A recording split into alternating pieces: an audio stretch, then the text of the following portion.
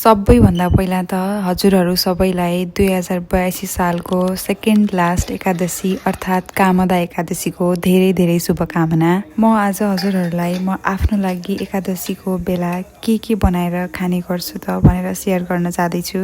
मलाई थाहा छ हजुरहरूलाई अचम्म लाग्यो होला, एकादशीको दिन त व्रत पो बस्ने हो त कहाँ खानेकुराको कुरा गरिराखेको होला भनेर।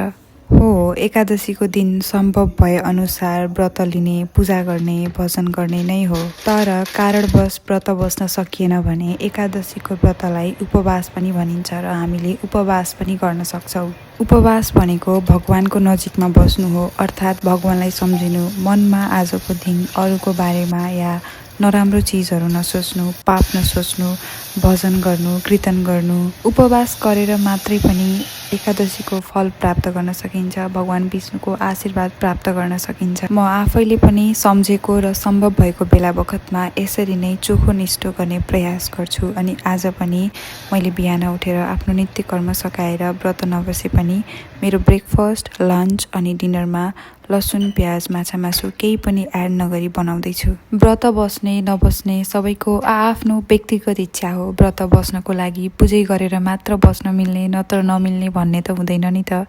हजुरहरूको बडीलाई जस्तो खालको फास्टिङ रुटिन फलो गर्दा हेल्पफुल भएको महसुस हुन्छ त्यस्तै खालको रुटिन फलो गर्ने हो। एकादशीको दिन सकेसम्म चामलबाट बनेको कुनै पनि परिकार नखानु भनेको चाहिँ मलाई थाहा छ। मैले 2082 सालको लगभग सबै एकादशीको कथाहरू सुन्दै आइरहेको छु अनि they are interesting.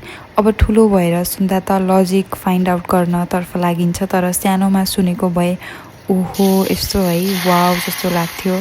Saying that फेरि लजिक नै छैन भन्न खोजेको चाहिँ होइन। सबै कथाहरूको आफ्नो आफ्नो स्पिरिचुअल अनि प्र्याक्टिकल भाव छ, अर्थ छ, त्यसभित्र ज्ञान छ।